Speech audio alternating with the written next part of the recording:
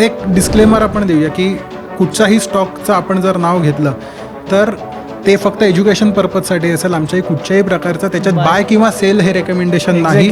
प्रत्येकाने स्वतःचा अभ्यास करून नंतर गुंतवणूक करावी.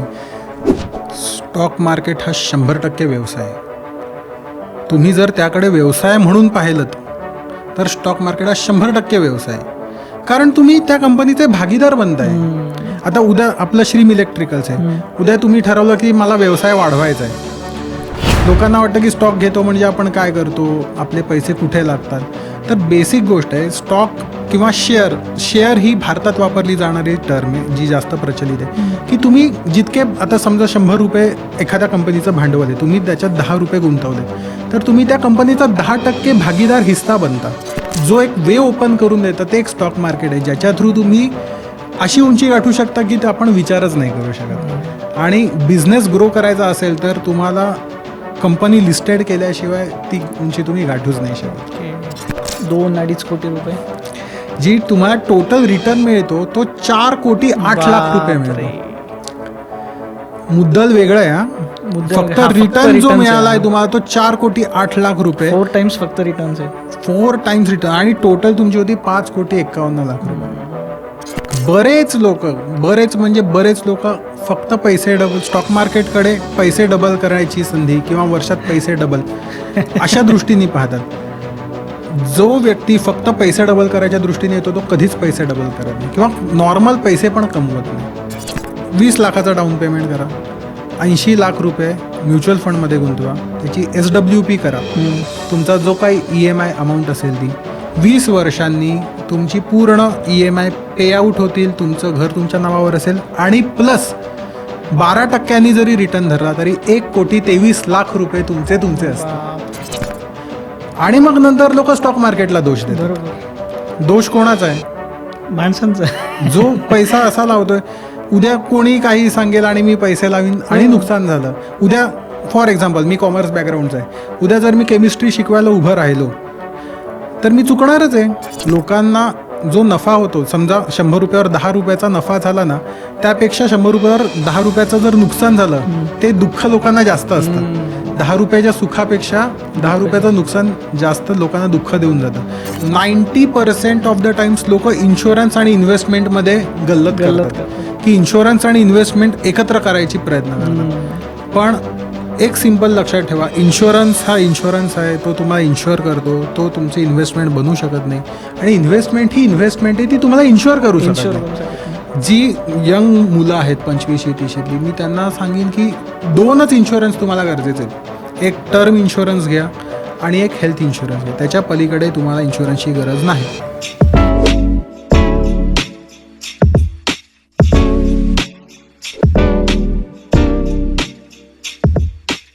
नमस्कार मित्रांनो, स्वागत आहे तुमचं पुन्हा एकदा द लाइटनिंग स्टोअर बाय श्रीम इलेक्ट्रिकल्समध्ये.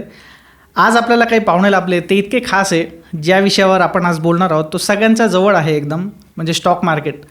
आजच्या पाहुण्यांबद्दल बोलायचं झालं तर नॉन फायनान्शियल बॅकग्राऊंड असलेले हे, त्यांनी फायनान्समध्ये रुची आणली आणि त्यांचं करिअर या फील्डमध्ये सेट केलं. त्यांचं थोडक्यात एज्युकेशन सांगायचं झालं तर त्यांनी MCOM in business management, MBA in financial markets, SEBI registered research analyst आणि 2018पासून स्टॉक मार्केटमध्ये ते आहेत. टेक्निकल ॲनालिसिस आणि प्राईज ॲक्शनमध्ये त्यांची एक्सपर्टीज आहे. द गोट इन्व्हेस्टिंगचे ते को फाउंडर्स देखील आहेत आणि त्यांचा क्लायंट बेस हा USA, कॅनडा, सिंगापूर आणि इंडियामध्ये पण आहेत. तर स्वागत करूया आजच्या खास पाहुण्यांना, मिस्टर माधव भंडारे सरांना. Thank you so much. नमस्कार, माझं नाव माधव भांडारे.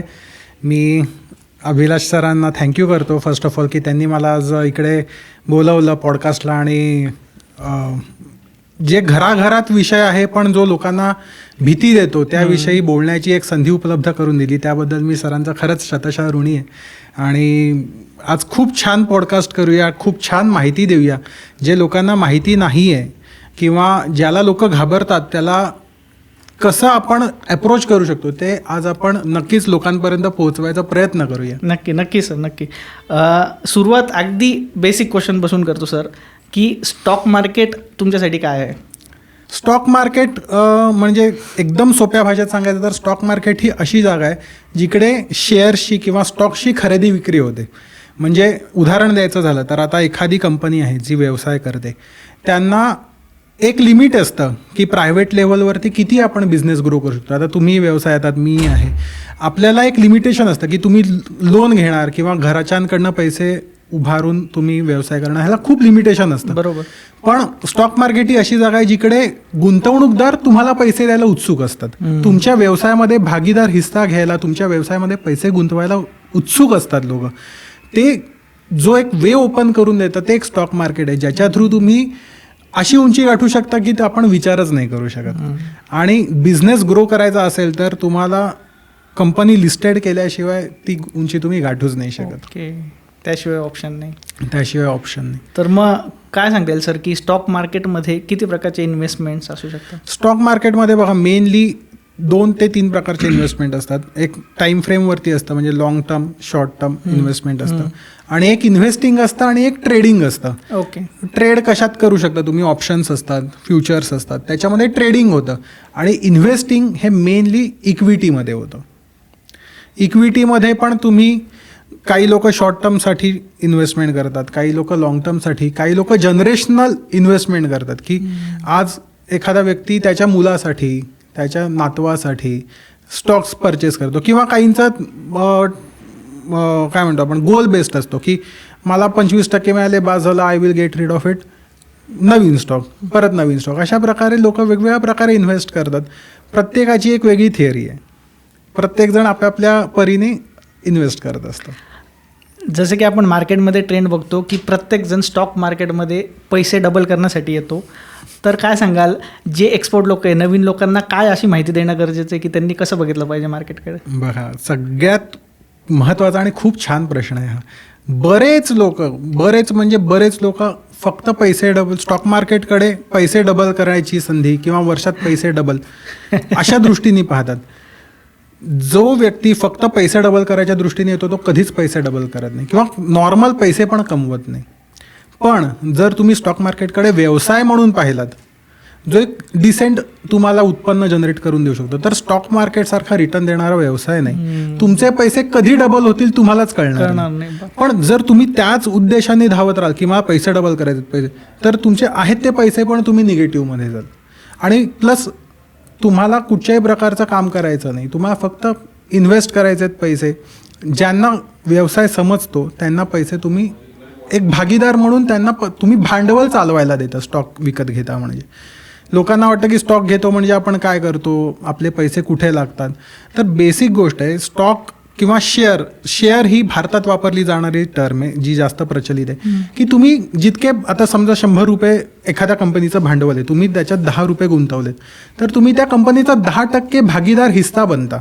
तितकी कंपनी तुम्ही ओन करता, त्याच्यामध्ये तुम्ही त्या कंपनीचे मालक बनता. जर कंपनी चांगली परफॉर्म करत असेल, जर चांगले बिझनेस करत असेल तर शेअर ग्रो होतो, तुम्हाला रिटर्न्स मिळतात चांगल्या प्रकारे. पण त्याच्याबरोबर अजून एक गोष्ट आहे, जसं तुम्ही मालकी हक्क आहे, जसं बिझनेसमध्ये प्रॉफिट होतो तसं नुकसान व्हायची शक्यता 100% असते. जर नुकसान झालं तर ती नुकसान झेलायची पण तुमची तयारी पाहिजे. लोक असं तुम्ही पण पाहिलं असेल की महिन्याला 8% रिटर्न बनवून देऊ, 9%, एवढे नाही बनत. आणि जे बनवतात, जर बनत असते तर मोठमोठ्या लोकांनी काहीच केलं नसतं ना. आज 20 लाख रुपये गुंतवले, 8% वर्षाला डबल करत गेले, लोकांनी उद्योग व्यवसायच केला नसता. जर तुम्ही एक डिसेंट 12-15%, जे खूप आहे, FDच्या जवळजवळ डबल आहे, हे जर रिटर्नचं तुम्ही एक गोल धरून चाललात तर तुम्हाला खूप चांगल्या प्रकारे तुम्ही पैसे कमवू शकता स्टॉक मार्केटमध्ये. नक्की सर, ही खूपच व्हॅल्युएबल इन्साईट तुम्ही दिलं. कारण रॅदर दॅन लोक चुकीच्या मेंटॅलिटीने मार्केटमध्ये एंट्री करता, म्हणून तुम्हाला वाटतं आजचा रेशो की 99% people are making losses in the stock market. तर हा राईट माइंडसेट असणं किंवा राईट नीडनी किंवा राईट माइंडसेटनी येणं हे खूप महत्त्वाचं आहे. काय सांगाल सर, इन्व्हेस्टमेंट बायसेस काय आहे? इन्व्हेस्टमेंट बायस म्हणजे पूर्वग्रह जे आपण म्हणतो की आता तुम्ही गुंतवणूक करता. प्रत्येक माणसाची एक विचार प्रक्रिया असते, एक सायकोलॉजी असते. प्रत्येक माणूस कितीही म्हटलं तरी एक पूर्वग्रह घेऊन किंवा एक इमोशन घेऊन मार्केटमध्ये इन्व्हेस्ट करतो आणि ते घेऊनच तो मार्केटमध्ये उतरतो. कितीही म्हटलं तरी त्याच्यामध्ये वेगवेगळे बायसेस आहेत. पहिलं म्हणजे हर्ड मेंटॅलिटी, जी सगळे 90% लोक वापरतात. उद्या मी चहा प्यायला गेलो, तिकडे माझा मित्र भेटला, तो म्हणाला अरे हा ABC स्टॉक तू पाहिलास का, कसला मस्त चालतोय. मी म्हणतो अरे यार काय मस्त मस्त रिटर्न बनले, चला मी पण पैसे लावतो आणि माझा लॉस होतो. आणि मग नंतर लोक स्टॉक मार्केटला दोष देतात. बरोबर. दोष कोणाचा आहे? माणसांचं. जो पैसा असा लावतोय, उद्या कोणी काही सांगेल आणि मी पैसे लावीन आणि नुकसान झालं. उद्या फॉर एक्झाम्पल मी कॉमर्स बॅकग्राऊंडचा आहे, उद्या जर मी केमिस्ट्री शिकवायला उभं राहिलो तर मी चुकणारच आहे. तर तो दोष माझा आहे ना, त्या विषयाचा नाही आहे. तुम्ही त्याचा काही अभ्यास केला नाही, त्या कंपनीची काही माहिती जाणून घेतली नाही आणि तरी तुम्ही त्याच्यात पैसे गुंतवताय. कोणीतरी सांगितलंय किंवा कुठेतरी तुम्ही पाहिलंय. त्या हर्ड मेंटॅलिटीनी जे लोक गुंतवतात 90% लोक लॉसेस करतात आणि नंतरचं ब्लेम करतात स्टॉक मार्केट. नंतरचा ब्लेम स्टॉक मार्केटवरती. दुसरा एक बायस असतो कन्फर्मेशन बायस. म्हणजे उदाहरणार्थ ABC स्टॉक. आज एक डिस्क्लेमर आपण देऊया की कुठच्याही स्टॉकचं आपण जर नाव घेतलं तर ते फक्त एज्युकेशन पर्पजसाठी असेल. आमच्याही कुठच्याही प्रकारचं त्याच्यात बाय किंवा सेल हे रेकमेंडेशन नाही. प्रत्येकाने स्वतःचा अभ्यास करून नंतर गुंतवणूक करावी. आता उदाहरण द्यायला चांगलं होईल. फॉर एक्झाम्पल उद्या तुम्ही टाटा मोटर्सच्या पॉझिटिव्ह आपण न्यूज वाचतोय आणि आपल्याला वाटतंय टाटा मोटर्स छान छान शेअर आहे, तर तुम्ही फक्त पॉझिटिव्ह न्यूजच शोधत राहता. उद्या समजा एखादी न्यूज निगेटिव्ह आली ना, तर तुम्ही त्याच्याकडे कानाडोळा करता. नाही यार असं नसतं, नाही ही पॉझिटिव्ह न्यूजच चांगली आहे, मग ही पॉझिटिव्ह न्यूज. मग तीच न्यूज तुम्ही कन्फर्मेशन लोकांकडनं घेत राहता की अरे हे बरोबर आहे ना, हे असंच होतं ना, आणि त्या बायासमध्ये तुम्ही जाऊन इन्व्हेस्टमेंट करता आणि तिकडे तुमचं चूक होऊ शकते. ते एक झालं. त्यानंतर लॉस एव्हर्शन. म्हणजे लोकांना जो नफा होतो, समजा 100 रुपयावर 10 रुपयाचा नफा झाला ना, त्यापेक्षा 100 रुपयावर 10 रुपयाचं जर नुकसान झालं ते दुःख लोकांना जास्त असतं. 10 रुपयाच्या सुखापेक्षा 10 रुपयाचं नुकसान जास्त लोकांना दुःख देऊन जातं. आणि लोकांचं असं असतं की मी पैसे लावले तर माझं नुकसानच नाही व्हायला पाहिजे. तसं नाही होत.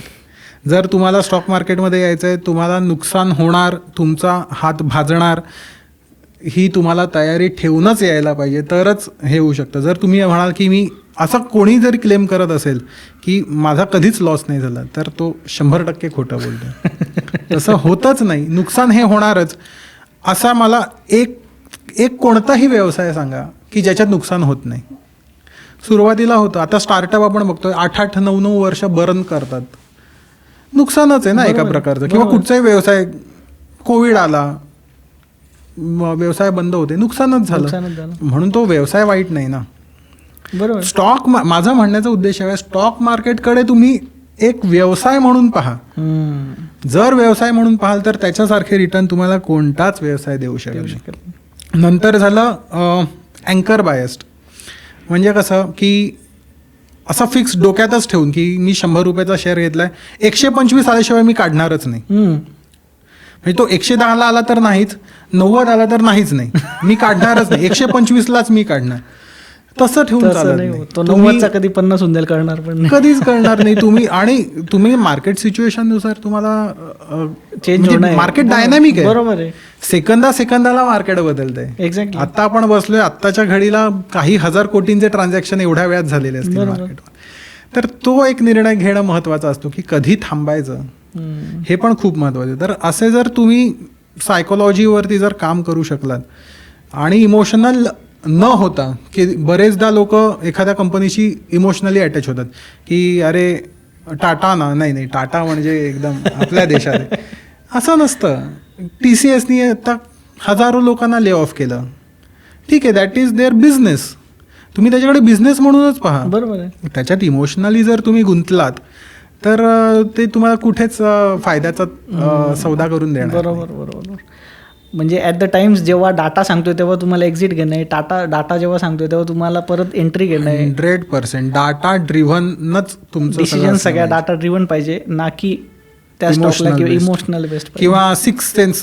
मला असं वाटतंय की हा स्टॉक चालेल. हा माझ्या मते भरपूर लोकांमध्ये हा इश्यू आहे. मला वाटतंय हा स्टॉक प्रॉफिट देऊन जाईल, ही एंट्री. ते कधी चाललं माहितीये, कोविड नंतर जे होतं ना, तुम्ही कीबोर्डवर बटन दाबा, जे अक्षर येईल तो जो स्टॉक घेतला त्याने तुम्हाला 20% बनवून दिले. पण ते once in a blue moon होणारी गोष्ट, ते रोज होत नाही. बरोबर. आणि अशीच बॅट फिरवून 6 एकदाच लागतो, दरवेळेस नाही लागत. 5 बॉल बोल्डच होतात.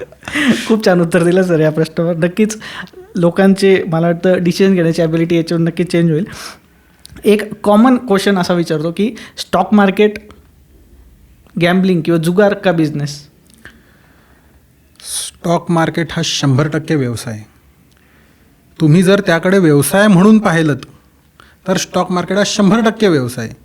कारण तुम्ही त्या कंपनीचे भागीदार बनताय. आता उद्या आपलं श्रीम इलेक्ट्रिकल्स आहे, उद्या तुम्ही ठरवलं की मला व्यवसाय वाढवायचा आहे.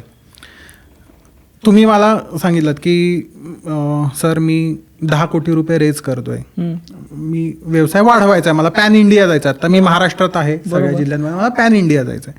मी म्हणेन की मी पहिले तुमची प्रोफाईल बघीन की हां 5 वर्षात पर इयर 20% ग्रोथ आहे बिझनेसमध्ये, चांगली ग्रोथ आहे, आपण ह्याच्यामध्ये 10 लाख रुपये गुंतवू शकतो. म्हणजे मी 1% तुमचा भागीदार बनलो त्या कंपनीमध्ये. गॅम्बलिंग कोण करतं की उद्या तुम्हाला समजा टीप आली की ह्याच्यामध्ये ना तुम्ही गुंतवा, तुमचे पैसे 2 महिन्यात डबल होतील. तसे 2 महिन्यात डबल होत नाही. किंवा तुम्हाला सोशल मीडियावरती येत असेल की guaranteed 3% a day. 3% a day जर बनले असते काय करायची गरज, आपण हे कशाला कशाला सर करत बसलो असतो ना.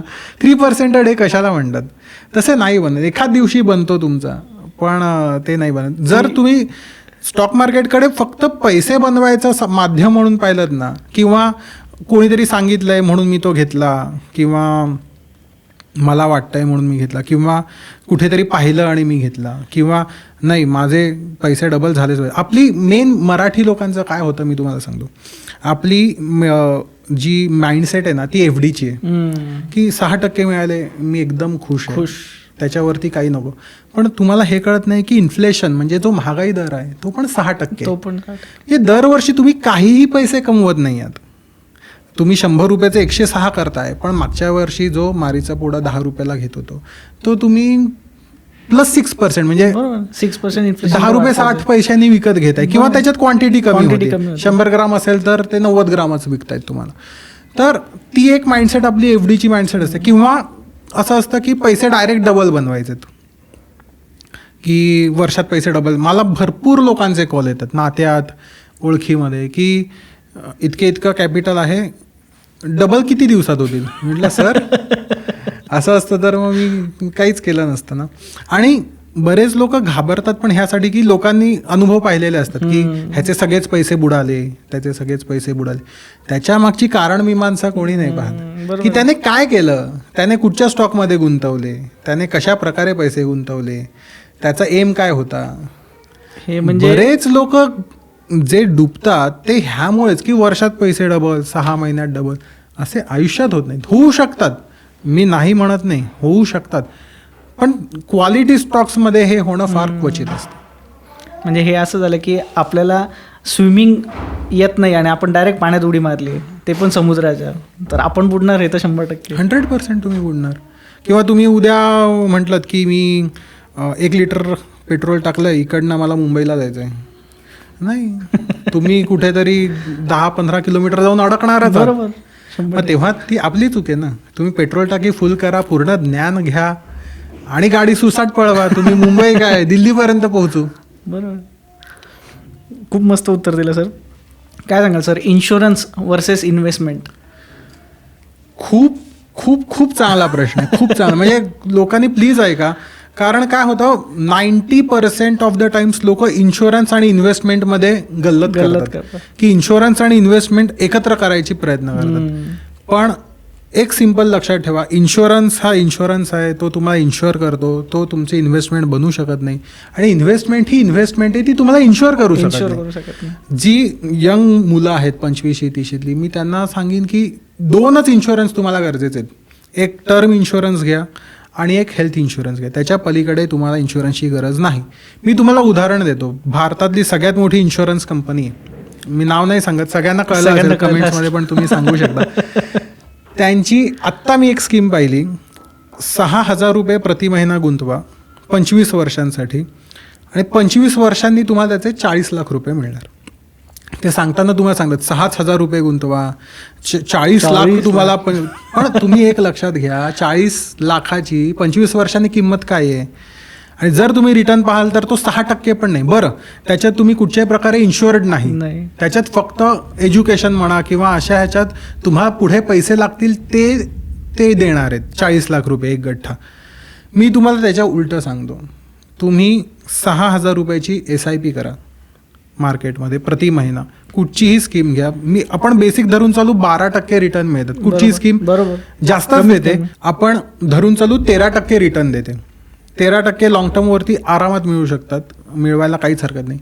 जर 6,000 रुपये तुम्ही प्रति महिना गुंतवलेत 25 वर्षांसाठी, तर 13%वर 25 वर्षांनी ती अमाऊंट 1,20,00,000 रुपये होते. 1,20,00,000. 3 टाइम्स जास्त जे तुम्हाला इन्शुरन्स कंपनी प्रोव्हाइड करते. जर तेच 14% मिळाले तुम्हाला रिटर्न, तर दॅट अमाऊंट गोज टू 1,40,00,000. फक्त 1 करोडचा डिफरन्स आहे. फक्त 1 करोडचा ते डिफरन्स. फक्त 40 लाख 6,000 सांगता. म्हणजे काय ना, लोकांना घाबरवतात की आम्ही तुमच्या आयुष्यासोबत पण आहोत, आयुष्यानंतर पण आहोत. काही कोणी कोणाचं नाही आहे. पैसा हा प्रत्येकाला लागतो. तो पैसा बनला तरच तो तुम्हाला मिळतो. इन्शुरन्सकडे इन्व्हेस्टमेंट म्हणून प्लीज पाहू नका. इन्शुरन्स वेगळा ठेवा आणि इन्व्हेस्टमेंट्स वेगळ्या ठेवा. जेव्हा इन्शुरन्स करायचं आहे तेव्हा प्युअरली इन्शुरन्स प्लॅन घ्या. आणि जेव्हा प्रीमियम पे करायला कुचकुच करू नका. लोक मी बघितलंय की अरे 13,000चा प्रीमियम नाही 11,000चा काय का बघ ना, पण त्याच्यामध्ये तुमची सम जी असते ती 20 लाखांनी डिफर करते. तुम्ही एकदा हॉटेलात नका जाऊ. बरोबर. आणि बेस्ट इन्शुरन्स परचेस करा. पण इन्व्हेस्टमेंट आणि इन्शुरन्स हे कधीच क्लब होऊ शकत नाही आणि त्याच्यापासून तुम्ही प्लीज सावध राहा. खूप माइंड ब्लोईंग इन्फॉर्मेशन होती ही. माझ्या मते मोस्ट कॉमनली 90% जास्त पीपल्स या गोष्टींमध्ये गल्लत करतात की स्कीम्सच अशा राहतात मार्केटमध्ये आहेत की खोटी माहिती दिली जाते ना, खोटी. आणि एवढा मोठा ब्रँड पाहून तुम्ही भूलता की अरे हे खोटं नाही बोलू शकत किंवा हे चुकीचं नाही सांगू शकत. किंवा एक विश्वास आहे नाही, वडिलांनी पण त्याच्यातच पैसे लावले होते, आजोबांनी पण पैसे लावले होते. मी तुम्हाला उदाहरण देतो ना. 96 मध्ये म्हणजे 96 साली 1,00,000 रुपयाचं इन्शुरन्स प्रीमियम घेतलेले 2023 मध्ये फक्त 3,29,000 रुपये मिळाले. माझ्या माहितीतलं उदाहरण आहे. 96 सालचे 1,00,000 कुठे आणि 2023 सालचे 3,29,000 कुठे? काहीतरी कम्पेअर आहे का? मला नाही. म्हणजे मोर दॅन अबोव्ह 25 इयर्स होतो स्पॅन तो आरामात. म्हणजे तेच जर तुम्ही गोल्ड घेतलं असतं किंवा त्याच पैशाचं जर तुम्ही कुठचेही शेअर्स चांगल्या कंपनीचे घेतले, it would have costed in some crores. तर हे लोकांनी खूप महत्त्वाचं आहे लक्षात घेणं. त्याचबरोबर हा डिफरन्शिएट अजून एक येतो की होम लोन वर्सेस SIP. काय सांगाल सर याच्यावर? मार्केटमध्ये ट्रेंड पण खूप आहे. तुमचे एक्सपर्टीज याच्यावर. खूप चांगला प्रश्न आहे. मी आपल्या सगळ्या व्ह्युअर्सना सांगू इच्छितो, जे 25-30 आहेत, जे जॉब करत आहेत, नुकतेच लागलेत, चांगले कमाई करत आहेत, प्लीज होम लोन घेऊन घर खरेदी करू नका. कारण होम लोन हा तुम्हाला एक फास आहे गळ्याला लागणारा. ती तुमची नींद चैन सगळं खाऊन टाकतं आणि तुम्हाला आयुष्यच उरत नाही. तुम्ही फक्त ते हफ्ते पे करत राहता. मी तुम्हाला एक उदाहरण देतो. जर आपण धरून चालू 1 कोटीचं तुम्ही होम लोन घेतलं. आजकाल 1 कोटीत कुठे खरं घर येत नाही Tier 1 किंवा मेट्रो सिटीजमध्ये. पण आपण एक कोटी हा एक आकडा धरूया. 1 कोटीचं होम लोन तुम्ही 8.5% 8.5%नी 20 वर्षांसाठी घेतलं तर तुमचा जो EMI आहे तो साधारण 86,700 रुपीज पर मंथ बसतो. 20 वर्षांनी त्याच्यावरती टोटल इंटरेस्ट तुम्ही 1,08,00,000 रुपये देता. बापरे. म्हणजे 1 कोटीच्या लोनवर 1,08,00,000 म्हणजे इंटरेस्ट पे करता. टोटल तुम्ही पे करता 2,08,00,000 रुपये. बापरे. त्याच्यामध्ये तुमचा maintenance, property tax, stamp duty, registration हे सगळं वेगळं. हे सगळं वेगळं. त्याच्या अगेन्स्ट तुम्ही आपण धरून चालू प्रॉपर्टी ॲप्रिशिएट होते 5%. एवढं पण नाही आहे ॲप्रिशिएशन रेट रेसिडेन्शियलला, पण 5%नी धरून चालू. तर 20 वर्षांनी त्याच तुमच्या घराची किंमत 2,65,00,000 रुपये झालेली असते. म्हणजे जो डिफरन्स आहे तुम्ही फक्त 50 ते 55 लाख रुपये 20 वर्षांनी तुम्ही पॉझिटिव्हमध्ये असता. ते पण कमी होतात. कशामुळे? Stamp duty, registration, maintenance, property taxes, बाकी वेअर अँड टेअर हे कॉस्ट असते तुमची. ही मोठी कॉस्ट असते. बरोबर. त्याच्या अगेन्स्ट मी तुम्हाला सांगतो ते एक प्लॅन. घर घ्यायचंय ते आत्ता घ्यायचंय की काही काळाने घ्यायचंय हाच एक विषय. आपण धरून चालू 1 कोटीच्या घरावरती रेंटल यील्ड साधारण 3% असतं. म्हणजे वर्षाला 3 लाख रुपये झाले. महिन्याला झाले 25,000 रुपये. तुम्ही 25,000 रुपये भाड्याच्या घरात राहा. बरं, भाड्याच्या घराचं पॉझिटिव्स काय? आज तुमचं पुण्यात जॉब आहे, तुम्ही पुण्यात राहू शकता. उद्या बँगलोरला अपॉर्च्युनिटी आली, विकत घेतलेलं घर तुम्ही काय करणार? बँगलोरला रेंटनी राहू शकता. बरं, आज तुम्ही पहिल्या मजल्यावर राहताय, तुम्हाला वाटलं उद्या नाही मला 40व्या मजल्यावर जायचंय, जाऊ शकता, तुम्ही इझिली स्विच करू शकता. आज तुम्ही डोंगर फेसिंग घरामध्ये राहताय, तुम्हाला उद्या वाटलं मला पूल फेसिंग घर हवंय, करा चेंज. कोणी अडवलंय? आत्ता बायर्स मार्केट आहे. बरोबर. सी, प्रॉपर्टीमध्ये पैसे बनवले आपल्या आधीच्या पिढीने, आणि तेव्हा प्रॉपर्टी मार्केट ग्रोईंग होतं. बरोबर. आता प्रॉपर्टी मार्केट स्टेबल झालं. आपण आपल्या विषयाकडे येऊया. तर साधारण 25,000 रुपये तुम्हाला रेंटल कॉस्ट पडते, उरले साधारण 60,000 रुपये. 60,000 रुपयाची तुम्ही SIP करा, वर्षाला होतात ते 7,20,000 रुपये. 12% आपण रिटर्न धरू चलू 20 वर्षांनी. तुम्हाला काय वाटतंय काय आकडा होत असेल साधारण? 60,000 रुपये प्रति महिना. मी परत डेटा देतो. 60,000 रुपये SIP 20 वर्षासाठी. 20 वर्षासाठी साधारण 12%. 12% टोटल तुम्ही हे पण मी आकडा सांगतो, टोटल गुंतवता 1,44,00,000 रुपये फक्त. हां, तर तुम्हाला काय वाटतं एक साधारण काय अमाऊंट बनत असेल? 2-2.5 कोटी रुपये. जी तुम्हाला टोटल रिटर्न मिळतो तो 4,08,00,000 रुपये मिळतो. मुद्दल वेगळं आहे हा. फक्त रिटर्न जो मिळाला आहे तुम्हाला तो 4,08,00,000 रुपये. 4 टाइम्स फक्त रिटर्न आहे. 4 टाइम्स रिटर्न. आणि टोटल तुमची होती 5,51,00,000 रुपये.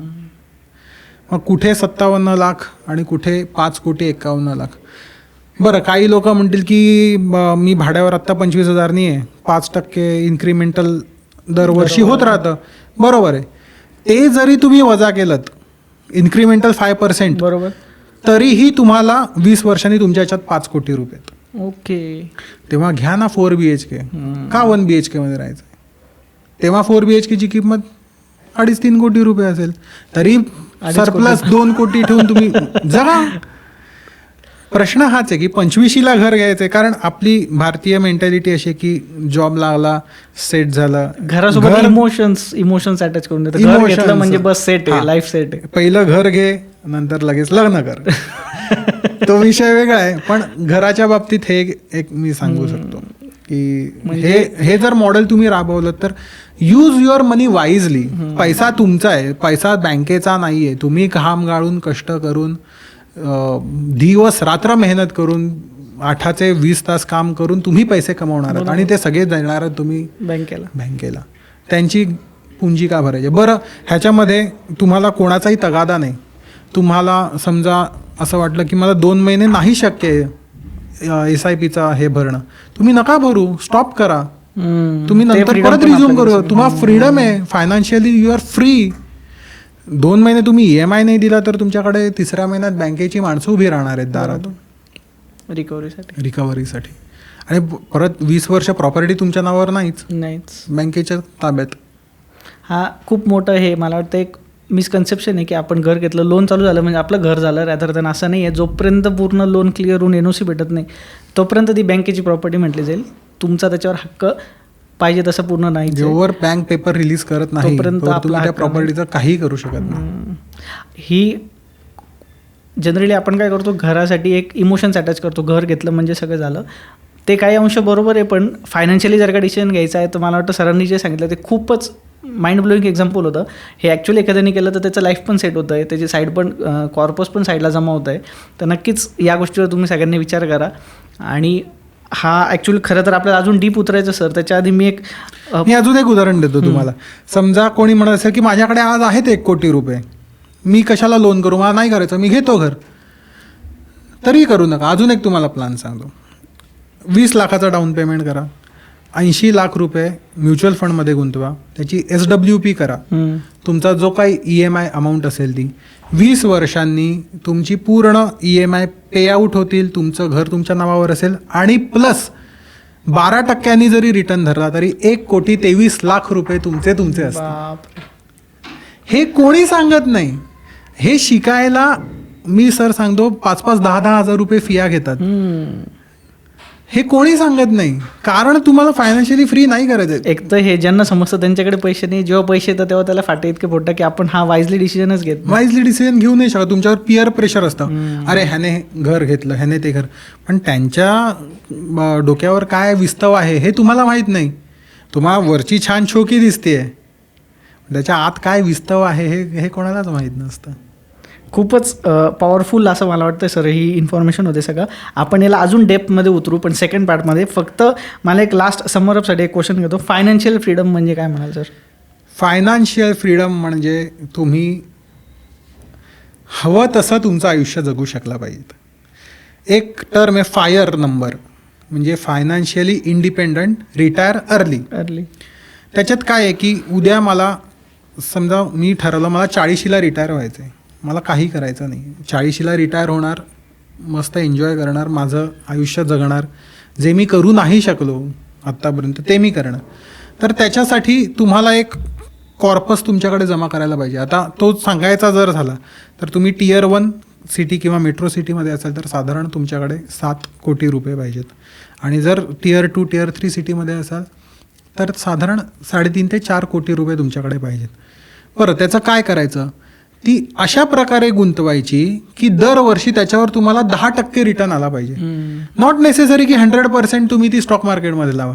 तुम्ही त्याचं गोल्ड घ्या, त्याचं स्टॉक मार्केटमध्ये थोडी इन्व्हेस्ट करा, थोडी प्रॉपर्टीमध्ये रेंटल तुम्हाला जर इच्छा असेल तर तुम्ही करू शकता, तसं करू शकता. समजा तुम्ही लेट्स से आपण Tier 2 सिटीचं उदाहरण घेऊ. समजा 4 कोटी रुपये तुमच्याकडे आहेत, वर्षाला 40 लाख जर आले तुम्हाला, तुम्ही आरामात आयुष्य जगू शकता. मोर दॅन सफिशियंट आहे. 40 लाखामध्ये पण खर्च होऊन परत रिइन्व्हेस्ट करू शकतो आरामात. मी तेच सांगतो तुम्हाला, आज जर 25 लाखात 3 जणांचा 4 जणांचा कुटुंब आरामात ॲन्युअल सर्वायवल करू शकतो. बरोबर. वरती जे तुमचे पैसे राहतात ते थोडे आपण म्हणू ॲग्रेसिव्ह फंड्समध्ये इन्व्हेस्ट करा, रिइन्व्हेस्ट करा. असं करत करत तुम्हाला कळणार नाही की तुमचं कॅपिटल क्रॉस करून तुमचं इंटरेस्टनी कधी तुम्हाला जास्त पैसे द्यायला चालू केले. म्हणजे आता लेट्स से 50 लाख तुमच्याकडे आले, 5 CR वरती तुम्ही 10% वरती 50 lakhs कमावले. 25 lakhsमध्ये तुमचं वर्षाचं झालं, एक ट्रिप झाली, तुमचं सगळं झालं. जे 25 lakhs आहेत उरलेले ते थोडे ॲग्रेसिव्ह फंड्समध्ये तुम्ही इन्व्हेस्ट करा. ते तसे 25 lakhs होत होत होत होत तुमचा डबल कधी कॉर्पस बनेल तुम्हाला पण कळणार नाही. 5 yearला ते कधी बीट करून क्रॉस करतील कळणार पण नाही. इतकं इझिली सीमलेस होऊन जाईल. आणि काहीच करायचं नाही तुम्हाला, फक्त you have to channelize your money. आता ह्याच्यामध्ये मी फक्त व्ह्युअर्स म्हणतील की कोटी आणि लाखाच्याच गोष्टी करतात, तर कसं आहे की एक जर स्केल आणायचं असेल तर ती अमाऊंट सांगणं गरजेचं आहे. 25,000वरती उदाहरण दिलं तर मग ती कळणार नाही.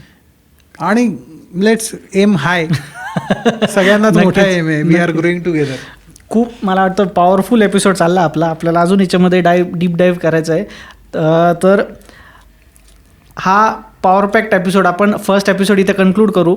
अशाच या अजून पॉवरफुल आणि इन्साईट्समध्ये, महत्त्वपूर्ण इन्साईट्समध्ये अजून डीप डाईव्ह करू पुढच्या एपिसोडमध्ये. भेटूया नेक्स्ट एपिसोडमध्ये. तोपर्यंत stay connected, grow connected. Thank you.